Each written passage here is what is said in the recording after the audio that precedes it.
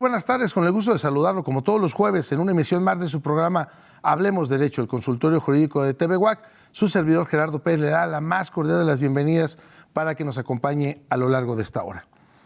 Al publicarse una norma en el Diario Oficial de la Federación, como lo es el caso de la Ley de Movilidad y Seguridad Vial, la cual entró en vigor el día de ayer, 18 de mayo del presente año, y por consiguiente es una ley vigente a nivel nacional, es decir, tiene aplicación en todo el territorio nacional. Esta ley lo que busca es garantizar el derecho de todas las personas a trasladarse y disponer de un sistema de movilidad de calidad, suficiente y accesible, que permita el desplazamiento de las personas, bienes y mercancías. Para saber cuáles son los alcances, cómo se aplica a nivel federal, local y por supuesto municipal, esta Ley General de Movilidad, acompáñenos, platicaremos, comentaremos todo lo referente a la Ley General de Movilidad. Acompáñenos. Perspectiva, diálogo, interacción ciudadana. Hablemos Derecho, el consultorio jurídico de TV WAC, con Gerardo Pérez Alvarado y Laura Méndez Olivares. Comenzamos. Licenciada Laura Méndez, muy buenas tardes, con el gusto de saludarte como todos los jueves. ¿Cómo está, licenciado? Buenas tardes, pues igualmente para mí es un placer saludarlo.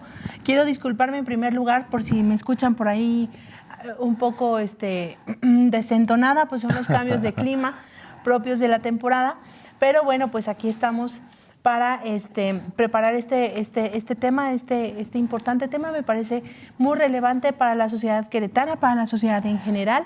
Y quiero aprovechar, antes de entrar en materia, para recordarles que esta transmisión es completamente en vivo, pero también nos puede ver en retransmisiones a través del canal de TV WAC los fines de semana.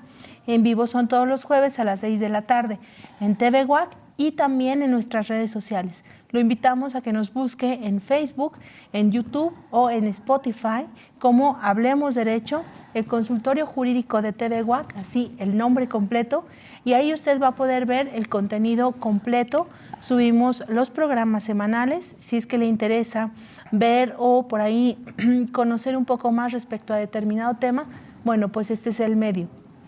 Asimismo, lo invitamos a que nos siga en redes sociales, que comparta el contenido para que llegue a más personas, y también lo invitamos a que nos envíe mensajes privados si es que usted requiere asesoría jurídica gratuita sobre algún tema del cual ya hayamos platicado o alguna otra cuestión legal en la que usted requiera una atención más personalizada. Este consultorio jurídico está abierto permanentemente para usted y es precisamente esa la labor social que nosotros desempeñamos, tratar de brindar orientación jurídica profesional al público en general.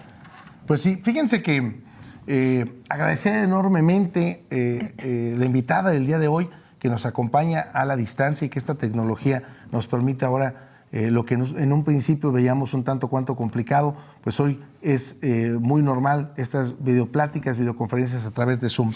Quiero agradecer porque tuvimos la oportunidad de estar en el Senado y cuando platiqué brevemente, por supuesto, respecto de la ley de movilidad que impulsaba, pues me dijo, sí, adelante, por supuesto, y es como hoy en día la tenemos a la distancia. Y justo, importante será que usted, amable televidente, nos acompañe para que saber cuáles son los alcances, qué ventajas tiene, qué complicaciones y cuál fue el objetivo de generar esta Ley General de Movilidad. Licenciada Laura Méndez, si podemos presentar a nuestra invitada para entrar en tema.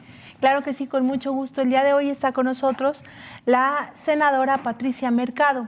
Para que la conozcan mejor, me permito comentarles que ella es economista, egresada de la máxima casa de estudios, la Universidad Nacional Autónoma de México. En la década de los 90, la senadora Patricia Mercado participó en la constitución de organizaciones civiles que se propusieron aumentar la participación política de las mujeres. En 2001 presidió el Partido México Posible y ya para 2006 compitió en la elección a la presidencia de la República, representando al Partido Alternativa Socialdemócrata y Campesina, en el cual obtuvo 1.1 millones de votos. en esta campaña tuvo una agenda que hasta entonces estuvo ausente por parte de otras campañas presidenciales en temas de despenalización del aborto, derechos de la diversidad sexual y legalización de drogas. En 2014, la senadora Patricia Mercado incursionó en el servicio público como secretaria del Trabajo y fomentó al empleo en la Ciudad de México, y un año después fue designada secretaria de Gobierno, responsabilidad que tuvo durante 2 años y medio. Actualmente la senadora Patricia Mercado es senadora de la República representando al partido Movimiento Ciudadano, preside la Comisión de Zonas Metropolitanas y Movilidad, es secretaria de la Comisión de Trabajo y Previsión Social e integrante de las comisiones de Salud, Seguridad Social, Derechos de la Niñez y de la Adolescencia, entre otras muchas actividades. En estas se ha destacado la senadora Patricia Mercado, a quien es un gusto tenerla en este espacio. Le agradecemos muchísimo que haya aceptado la invitación para platicar con nosotros y le damos la bienvenida. Senadora, buenas tardes. Buenas tardes, los saludo a los dos. Pues muchas gracias, muchas gracias por esta invitación, porque ahora tocará a los congresos locales armonizar sus legislaciones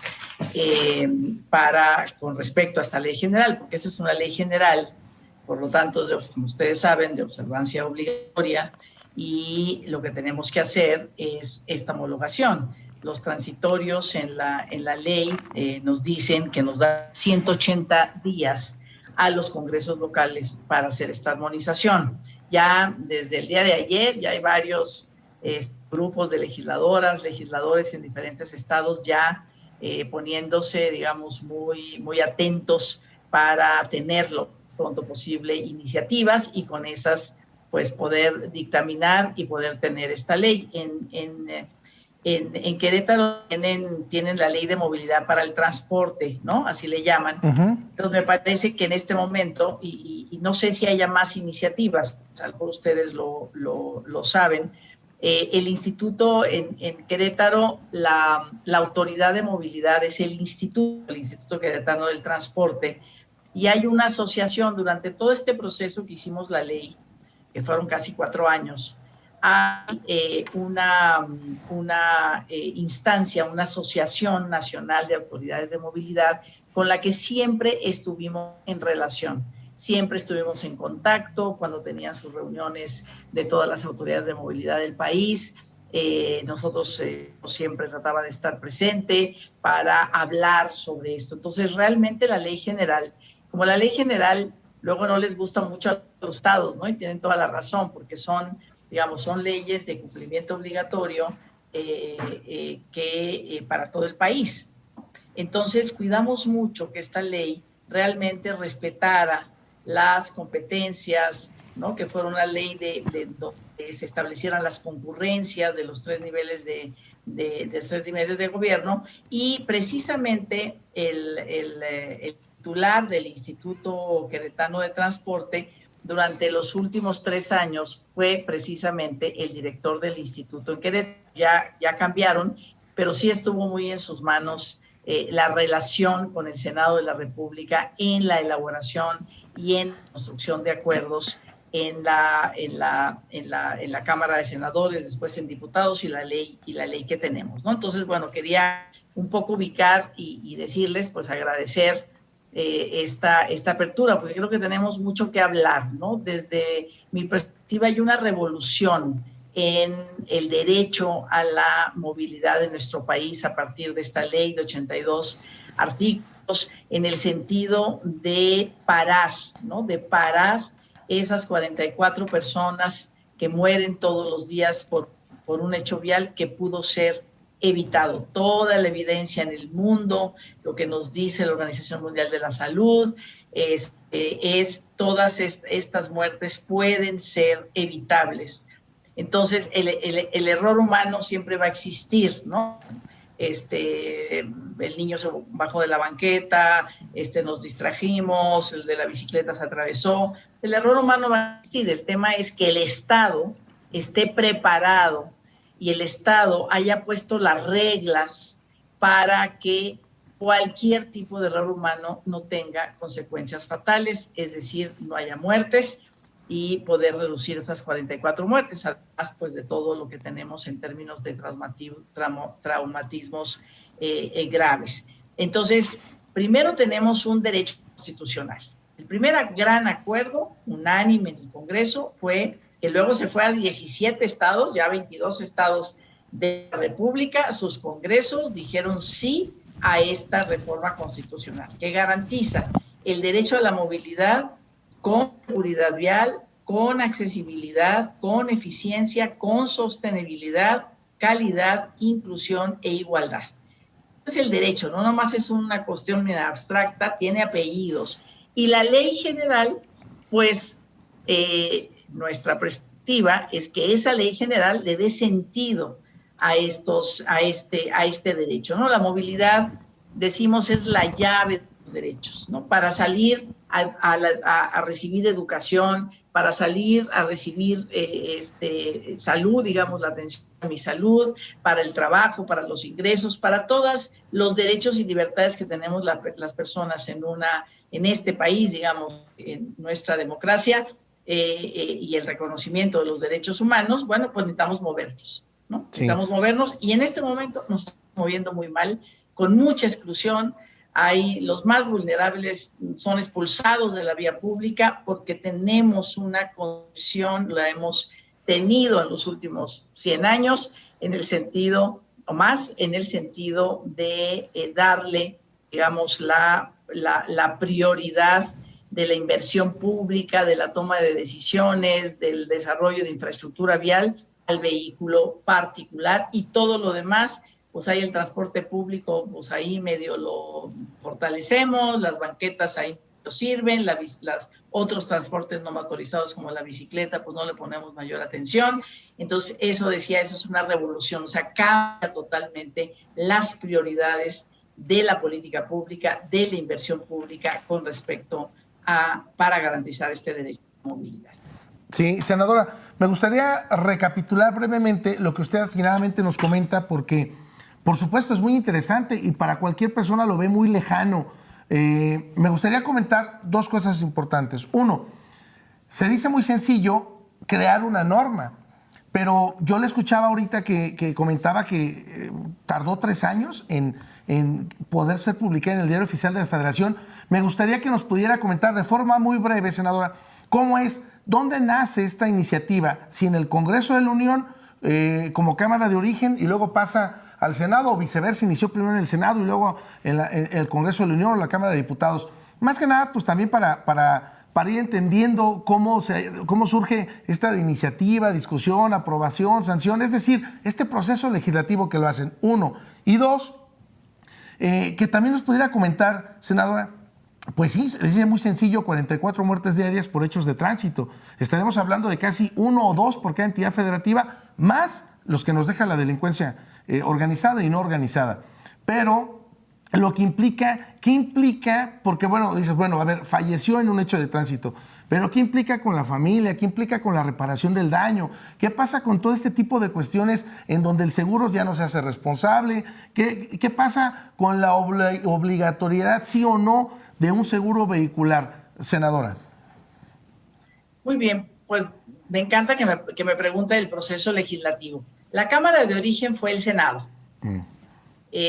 Ahí hicimos siempre con la colegisladora, o sea, siempre con la Comisión de Movilidad de la Cámara de Diputados y Diputadas, estuvimos, digamos, para que cuando se votara la ley ya no fuera una sorpresa para la Cámara de Diputados, mandan una ley y ahora tengo que empezar a discutirla. No, hicimos el proceso de manera conjunta, aunque, digamos, la responsabilidad de la dictaminación primera estaba en el Senado, en la Comisión de Zonas Metropolitanas y Movilidad que yo presido y que está conformado por senadores y senadoras de todas las bancadas parlamentarias. Entonces, efectivamente, fue un proceso de 3 años que ya, digamos, los congresos locales no necesitan ese tiempo porque lo hicimos juntos. Claro, van cambiando, ¿no? Van cambiando quienes legislan, pero se va quedando esa historia, ¿no? Esa historia, como decía, Querétaro estuvo muy presente a través de ser tener el liderazgo de las autoridades de movilidad del país durante estos 3 años. Entonces, el proceso legislativo fue un proceso de verdad, muy incluyente, por eso logró unanimidad. Como usted dice, una norma no es fácil, y menos una ley general, menos una reforma constitucional que requiere las 2/3 partes, una mayoría calificada, y luego necesita por lo menos que 17 congresos locales digan que sí. Entonces, realmente, digamos, el proceso fue un proceso de mucha inclusión, de mucha difusión, de mucha explicación, de foros a nivel regionales, presenciales. Después cuando inició la pandemia, volvimos después, digamos, a las reuniones presenciales hasta que logramos este gran acuerdo. Y luego las bancadas parlamentarias, que cada una pues también tenía sus visiones distintas para una cosa, para la otra y tal. Entonces, el proceso legislativo fue un proceso largo, decimos, escogimos el camino largo, pero realmente en una ley como esta es mucho más importante el proceso que el resultado, porque en el proceso pues ya nos sentimos todos involucrados y por lo tanto podemos implementar lo que ahí se diga, de mejor manera. Y algo que hay que súper destacar es la importancia y la presencia de las organizaciones de la sociedad civil en esta materia. La primera iniciativa que nos presentaron al presidente del Senado, que en ese momento era Martí Batres, y a una servidora como presidenta de la Comisión de Zonas Metropolitanas y Movilidad, la primera, llegaron las organizaciones civiles, el primer mes hace 4 años que llegamos a este Senado, nos dijeron, aquí les proponemos esta ley, estos son los problemas. Acababa de suceder un lamentable hecho, un activista de este derecho a la movilidad, que andaba siempre en bicicleta, tratando de mostrar, digamos, que, claro, la bicicleta pues es más igualadora, la bicicleta no daña el medio ambiente, o sea, hay que fomentar, y esta ley fomenta, ¿no? Fomenta también el uso de este tipo de movilidad. La presidenta municipal de Puebla lo invitó a le dijo, bueno, tú eres un activista, tú has hablado siempre de esto, te invito a ser el director de movilidad del municipio y vamos a cambiar, ¿no? Vamos a cambiar cómo está este municipio en materia de movilidad. Y a los 10 días de estar ahí en un siniestro vial con un transporte público, pues murió este hecho vial, ¿no? Entonces fue muy sentida, hay muchas víctimas y también desde un primer momento llegaron las organizaciones de víctimas a nuestra mesa en el Senado, y este caso que estaba así, ¿no? Reciente la muerte de este activista, ¿no? Que entró al gobierno para cambiar las cosas y que haya sido atropellado de esta manera, ¿no? Entonces, pues ahí también nos inspiró, ¿no? Nos inspiró este hecho y empezó ahí el proceso.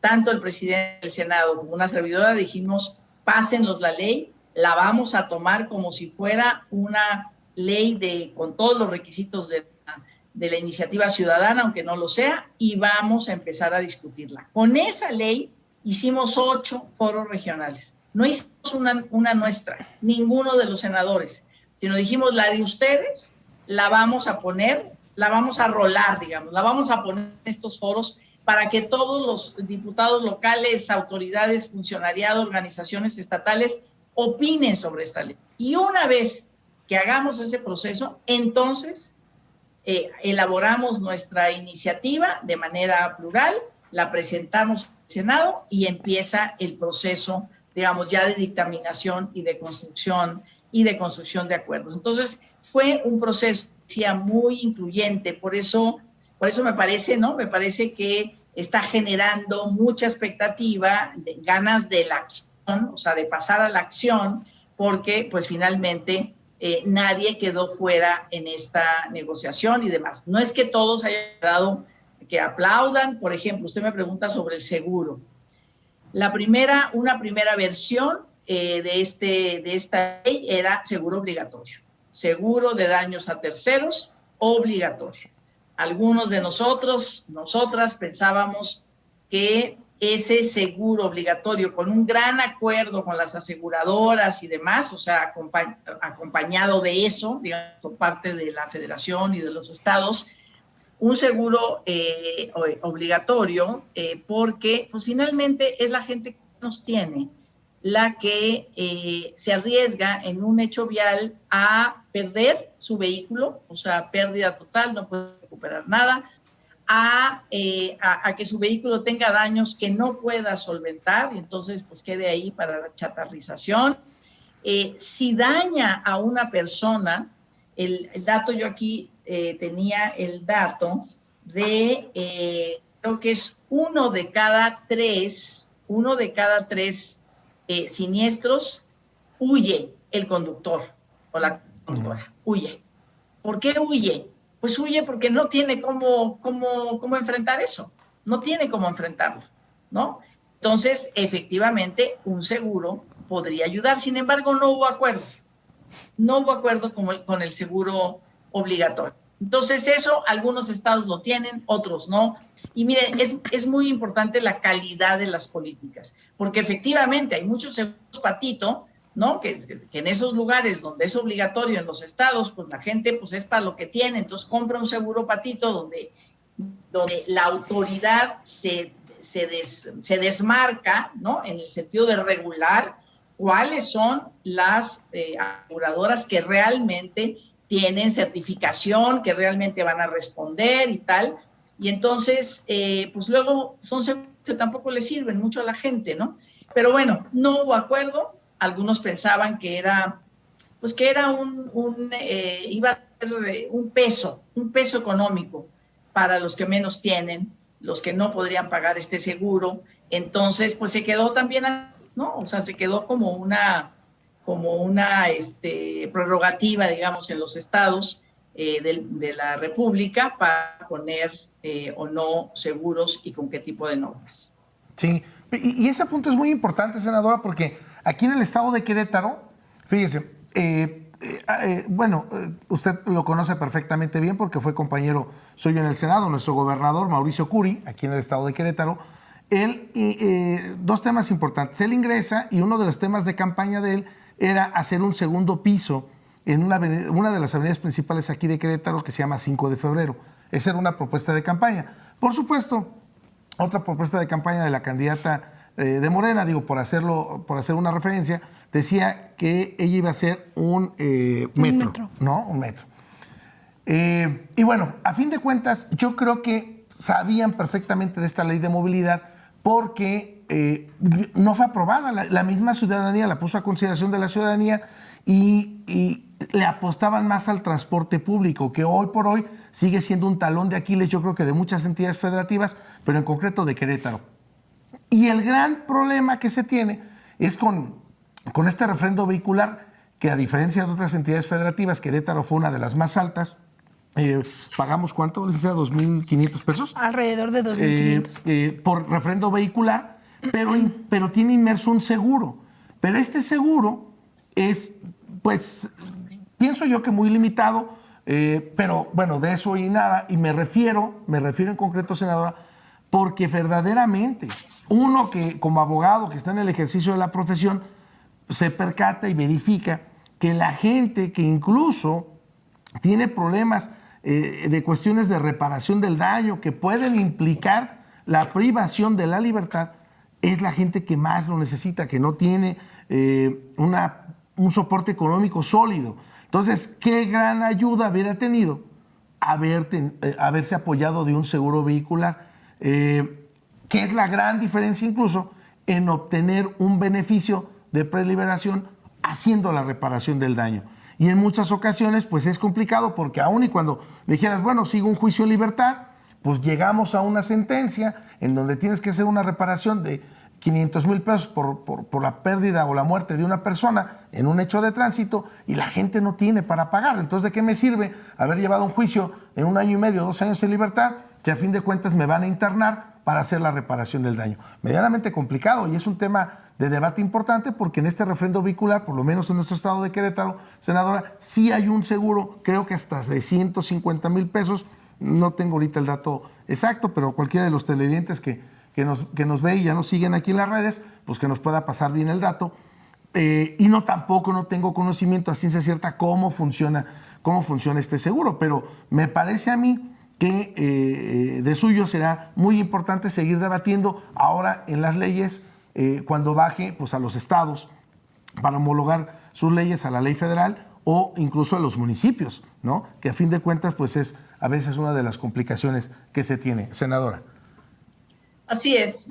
Como usted sabe, pues más que nadie saben ustedes, las leyes se cambian, ¿no? Están para finalmente se prueban, ¿no? Ves que se evalúan, ¿no? Finalmente también el Congreso tiene la tarea de pedir rendición de cuentas, ¿no? O sea, nosotros hacemos una legislación, este es el marco, a ver, ejecutivo, este es el marco en el que te vas a mover por estas y estas razones, y entonces luego te pido cuentas, ¿no? ¿Qué está pasando, no? Están bajando las muertes de estas 44, ya tenemos otro dato, ¿qué pasa con la calidad del aire? Entonces, y bueno, todas las preguntas que podemos hacer alrededor de esta ley, y con eso decir, mira, aquí nos faltó, aquí nos sobró, pero efectivamente yo sí tengo confianza, espero, ¿no? Que podamos tener mayor discusión sobre el asunto del seguro. Central, el dato que yo les daba hace rato es 2 personas de cada 3 en siniestro vial huyen, y tiene que ver con eso. Podrían quedar ahí si realmente hubiese un seguro, y por supuesto que tenemos que negociar que los seguros no sean para nada onerosos con las personas, pero también por parte del Estado pues hacer una difusión, ¿no? Y para convencer a los ciudadanos que es mejor una previsión de este tamaño, digamos, como una medida preventiva, que después lamentar, ¿no? El desastre que puede significar un hecho vial, sobre todo aquel que tiene víctimas fatales, ¿no? Y bueno, esto sí, o sea,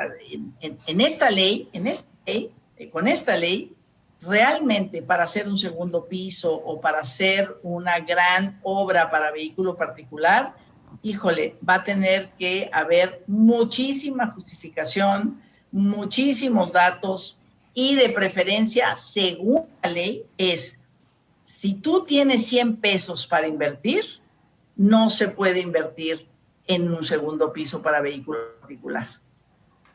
Primero se tienen que arreglar todas las banquetas, que los peatones, que los niños, que las personas con discapacidad, que los adultos mayores, que la gente que transita de un lugar a otro, las mujeres usan mucho las banquetas porque van al mercado, van a la clínica, van a la escuela, recogen, suben, bajan.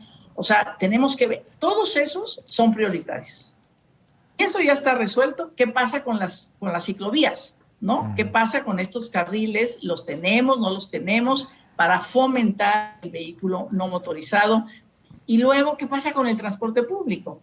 ¿No? Efectivamente, esa es la tercera prioridad en la jerarquía. Entonces, y eso tiene que expresarse en por supuesto, la inversión presupuestal. Sí. Yo digo, le tengo el mayor respeto y consideración a mi amigo, el ex senador Mauricio Curi, ahora gobernador. Bueno, no estaba esta ley cuando se hizo esta campaña, pero efectivamente, se puede hacer el metro, se vale. Si se pueden hacer otro tipo de propuestas que tengan que ver con transporte público, esta Ley General de Observancia Obligatoria nos ordena, nos dice cómo tenemos que distribuir la vía pública para que realmente todas las personas en condiciones de igualdad, sin exclusión, tengamos derecho a ese tránsito, tengamos derecho a esa movilidad en las mejores condiciones. Y también porque ahora no senadora, es como si me lo permite, el metro por aquí. Si me lo permite, discúlpeme que la interrumpa, senadora, pero tenemos que ir al corte, tenemos que ir a la pausa. Bien. Y me gustaría que pudiéramos regresar con eso, senadora, porque ¿qué implica que del presupuesto de una obra de 100 pesos, usted me diga cuánto tengo que gastar en ciclovías, en eficientar el transporte público, etcétera, etcétera? Sí. Pero vamos a la pausa y regresamos para desmenuzar esta otra idea. Estamos en su programa Hablemos Derecho, el consultorio jurídico de TV WAC, y a la distancia nos hace favor de acompañar la senadora Patricia Mercado, con la cual estamos hablando de la Ley General de Movilidad. Vamos a la pausa y regresamos. Regresamos.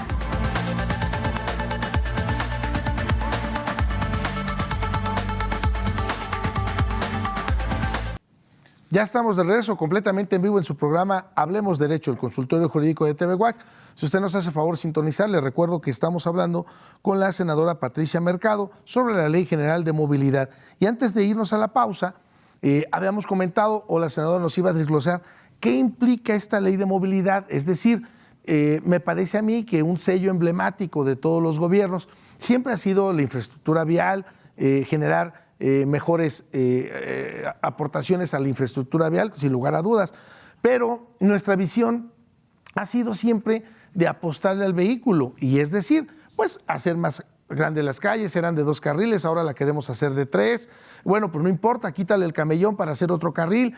Y no habíamos visualizado ni habíamos entrado en detalle en lo que tiene que ver pues con el transporte público, por supuesto para la movilidad, lo que tiene que ver con el uso de la bicicleta, lo que tiene que ver con otros medios de transporte que no son simple y sencillamente el vehículo, porque bueno, pues en muchas ocasiones, además de que contamina, lo usa una sola persona, y bueno, pues el transporte también colectivo pues mueve a más número de personas. Senadora, ¿nos podría comentar o ahora sí desmenuzar qué beneficio nos trae esta ley respecto a la movilidad que tendremos que hacer en todas las entidades de la República, por supuesto? Lo último no lo escuché, se me fue un poco el internet. Le comento si nos podría comentar y desmenuzar en qué consiste, qué beneficios tiene esta ley o esta nueva ley de movilidad que, bueno, pues a partir de ayer, es decir, hoy está en vigor y de aplicación a toda la República Mexicana. Bueno, decía estos dos grandes como mandatos para todos y todas, y sobre todo, como yo decía, para la autoridad, ¿no? Lo que tiene que hacer la autoridad. Uno es una nueva jerarquía de la movilidad, y con base en esa nueva jerarquía de movilidad, pues uno de los, digamos, teniendo como objetivo el tema de reducir los siniestros fatales y las consecuencias graves para la salud, proteger al medio ambiente. Digamos, son dos de los objetivos, ¿no?, centrales de eso.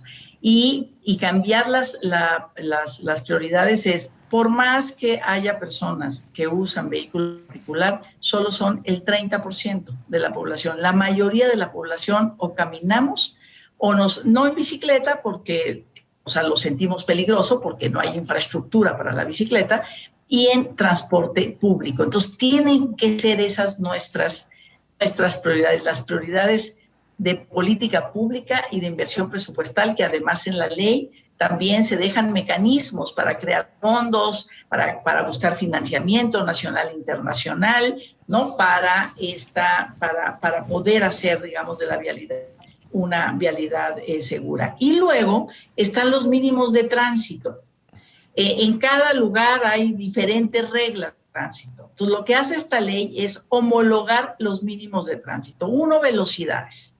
30 en vías secundarias, 50 en vías rápidas, los 100, 110 y 90 en las carreteras. Es decir, ¿saben qué? Así va a ser. Estas son las velocidades en todo el país. Se sabe perfectamente que la velocidad en 30, cualquier error humano, cualquier imprevisto que viva una persona que va en su vehículo particular puede enfrentarlo sin tener consecuencias fatales o graves. Entonces, tiene mínimo de tránsito, velocidades. Otro, alcoholemia, ¿no? Aquí se dice en la ley cuánto en la sangre, cuánto se tiene que tener en la sangre según los estándares internacionales. Es la Organización Mundial de la Salud la que nos dice son 0.05 partículas de alcohol y en la sangre, y ahora, ¿qué sanciones pongan? Bueno, eso ya el municipio,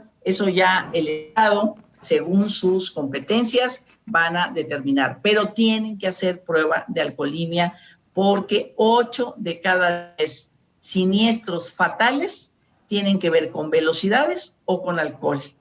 1 de cada 5 muertes, ¿no? 1 de cada 5 muertes, las demás son otro tipo de siniestros. 1 de cada 5 muertes individuales son precisamente por alcohol solamente. Entonces hay que sumarle la velocidad. Entonces, velocidades, alcohol, silla de retención obligatoria para niños adolescentes en los asientos de atrás, por supuesto cinturón de seguridad, ¿no? Y el tema de las licencias, ¿no? El tema de las licencias es con examen. Ya no es que un municipio, un estado, digo, yo ya les voy a regalar aquí como una política muy interesante de mi gobierno, les voy a regalar que no hagan examen, no hagan nada para las licencias. De ninguna manera. Las personas que tienen una licencia tienen que haber tomado un curso, tienen que haber pasado un examen para que conozcan el reglamento y conozcan a todo lo que se van a enfrentar, conozcan la señalética también que hay en ese espacio. Prohibición, por supuesto, de celulares y decía, esta ley no es punitiva, esta ley no pone sanciones, dice, estas son las reglas. Estas son las reglas que todos vamos a usar. Entonces, el Estado, los gobiernos, el Congreso, tiene que decir, ok, así va a ser y así va a ser, está poniendo su parte, va a vigilar que se cumpla. Y la ciudadanía, por supuesto que también tiene que entrar a esta revolución del derecho a la movilidad, a esta revolución de poder tener otro tipo de ciudades, otro tipo de comunidades donde realmente la comunicación sea una comunicación más amable, más de calidad.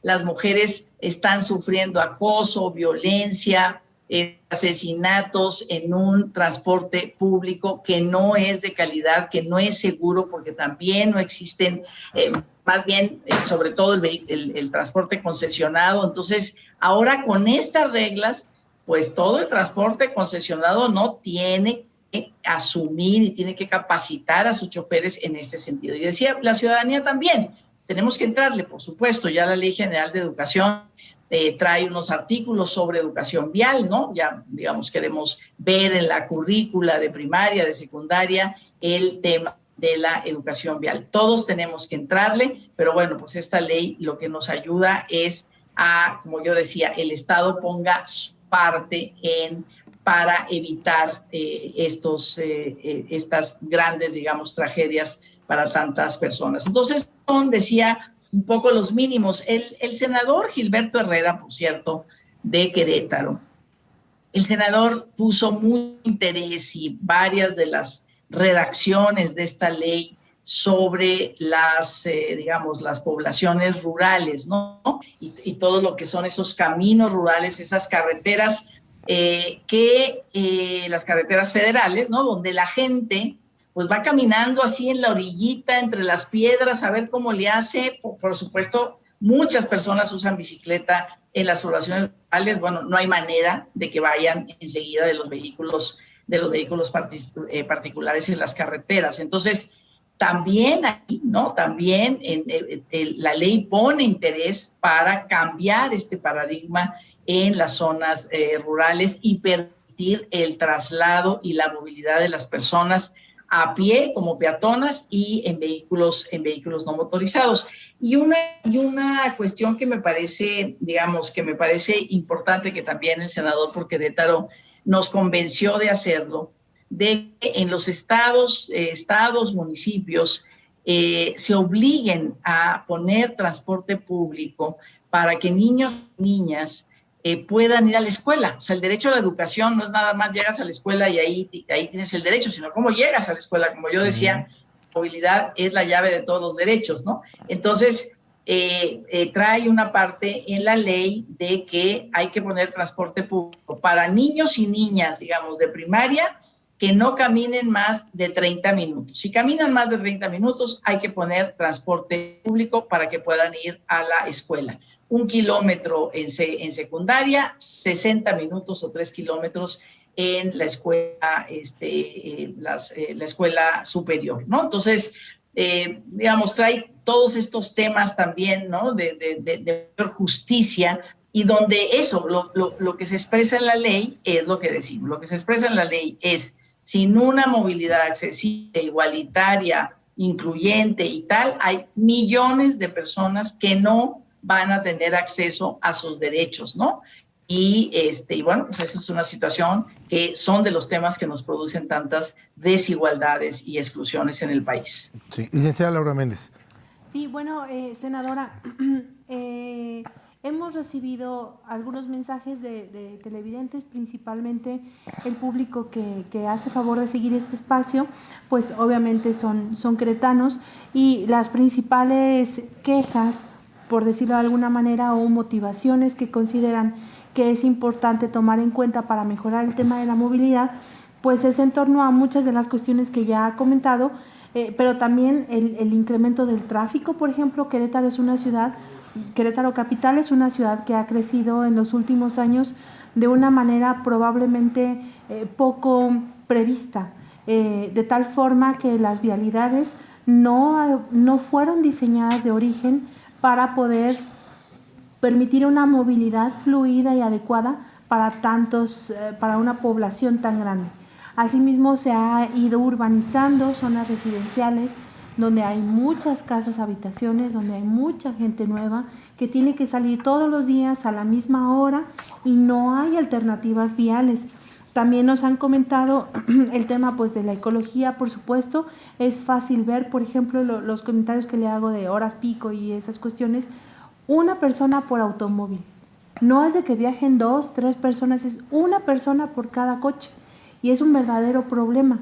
Y también, bueno, pues nos han hablado de temas de seguridad en la carretera. A final de cuentas, entendemos que es otra naturaleza, otro tipo de derechos, pero también está relacionado con la movilidad. Ya no es lo mismo viajar, por ejemplo, a destinos turísticos o viajar a determinadas ciudades con la misma libertad y seguridad como lo era antes.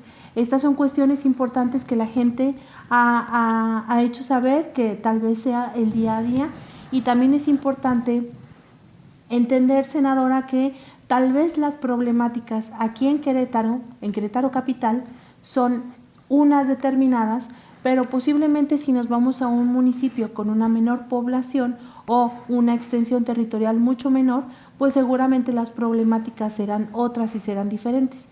En este sentido, ya nos ha comentado muchas cuestiones el tema de la Ley General de Movilidad, pero me gustaría que nos explicara cómo es que va, o qué alcances va a tener la ley, o hasta dónde de estos problemas está previendo esta Ley General. Entendemos que la jerarquía de las leyes, pues obviamente va de lo general a lo particular, pero ¿cómo es que está previsto o cómo se prevé que esta Ley General pueda adaptarse a cada estado y, más concretamente, a cada municipio? ¿Qué atribuciones va a tener cada nivel de gobierno, senador? Sí, me parecen muy importantes sus preguntas, ¿no? Precisamente esta es una ley que distribuye competencias y genera un nuevo sistema de gobernanza, precisamente entre los 3 niveles de gobierno, pero también con la sociedad, ¿no?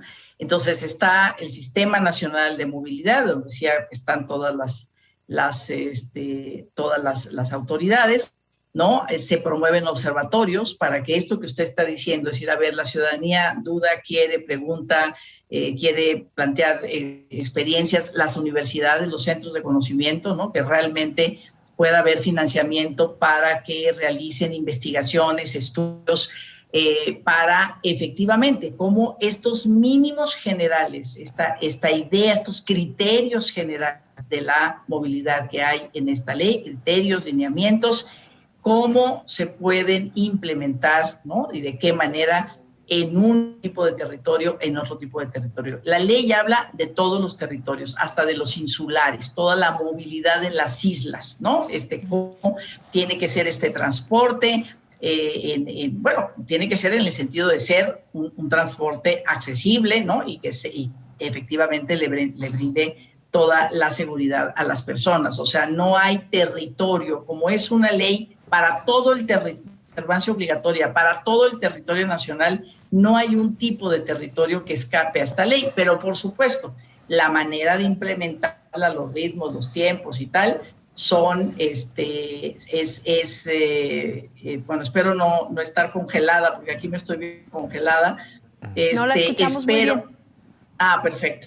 Entonces, ya como se aterrice, pues es una competencia de estados y municipios, ¿no? La ley no se podía meter en eso, ¿no? Solamente en establecer los criterios, lineamientos, el sistema nacional, la estrategia de movilidad, los mínimos de tránsito, la nueva jerarquía, y a partir de ahí, pues ya efectivamente decimos que los estados y los municipios vuelen. Esto que usted comentaba de Querétaro es lo que ya no queremos que suceda. O sea, esta ley va incluso, a partir de esta ley, la Ley General de Asentamientos Humanos y Desarrollo Urbano va a homologarse también, ¿no? Vamos a hacer reformas a esta Ley General de Asentamientos Humanos para que la planeación urbana ya no es, por un lado, la movilidad y por otro lado, el crecimiento, digamos, urbano desordenado, el crecimiento urbano que responde a otro tipo de intereses y no a los intereses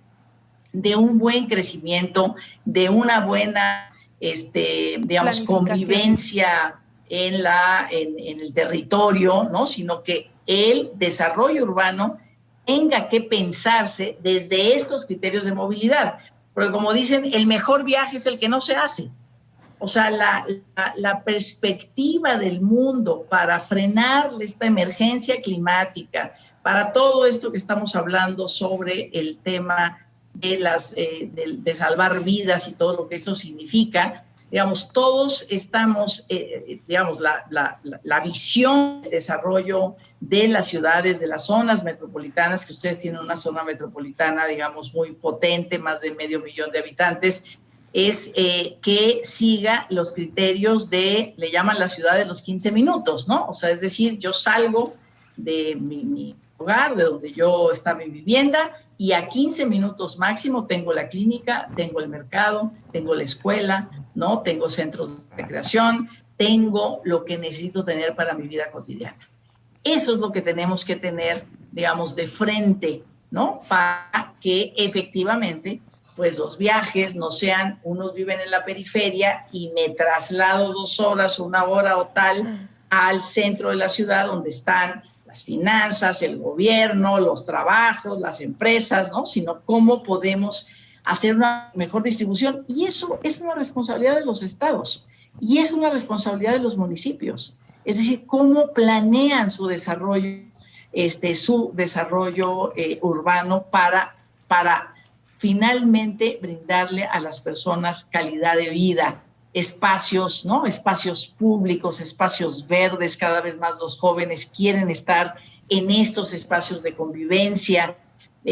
También los adultos mayores, que tenemos una población de adultos mayores cada vez más grande. El espacio público es cada vez más el espacio donde queremos estar, queremos convivir, no queremos aislarnos, y que eso también quede cerca de los hogares. Entonces, pues efectivamente hay que planear, porque si no se planea, van a tener ese tráfico cada vez mayor, porque no hay transporte público suficiente, la gente se mueve en vehículo particular, y porque los centros de servicios están ahora sí que centralizados, y entonces la gente tiene que trasladarse pues a mucha distancia, ¿no? Entonces, y efectivamente, esto que decía ¿no? un carro, una persona, un chofer, también es una prerrogativa de la autoridad, es una prerrogativa la gestión de la movilidad, ¿no? O sea, es decir, gestión implica quizás ponerse de acuerdo con empresas, con centros de trabajo, el propio gobierno. Unos van a entrar a las 7, otros a las 8, otros a las 10, van a ir a tales horas, entonces gestionas el horario para que no se te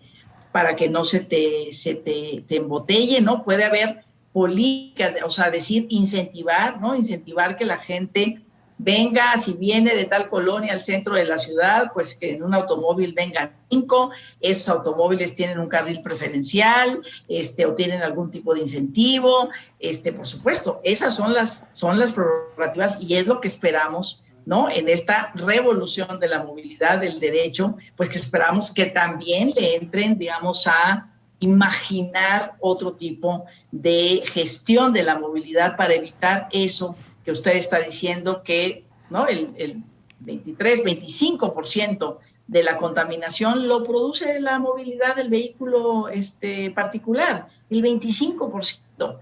Siento que podríamos, para una mejor calidad de vida de todos, cambiar ese modelo porque el impacto también en el medio ambiente es atroz y tenemos una responsabilidad, por supuesto, sobre el medio ambiente muy fuerte. Sí. Senadora, le agradecemos enormemente. Espero que no sea la primera ni la última vez que nos haga favor de acompañar en esta mesa de trabajo. Desafortunadamente, el tiempo es nuestro peor enemigo en este espacio. Licenciada Laura Méndez, si puedes agradecer, por favor. Sí, con mucho gusto.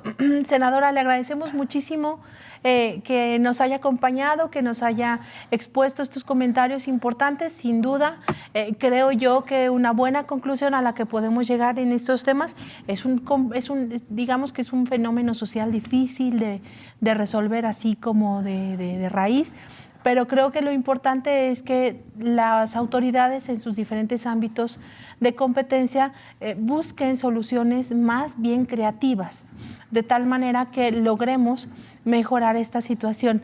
Le agradecemos muchísimo, senadora. También le agradecemos a las personas que nos siguen, que por ahí nos hicieron llegar sus comentarios a través de redes sociales. Y también mucho agradecemos a nuestro equipo de trabajo que detrás de cámaras está haciéndonos el favor de hacer la transmisión como cada semana. Muchas gracias a Viridiana Espinosa, a Denis Sánchez, aquí detrás de cámaras a Francisco Mulgado y por supuesto a nuestro productor Jaime Varela. Muchas gracias a todos por acompañarnos.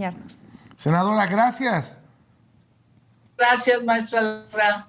Hasta luego. Buenas tardes. Hasta el próximo jueves, señores. Gracias. Gracias por acompañarnos. Los esperamos en la siguiente emisión de Hablemos Derecho, el consultorio jurídico de TV WAC.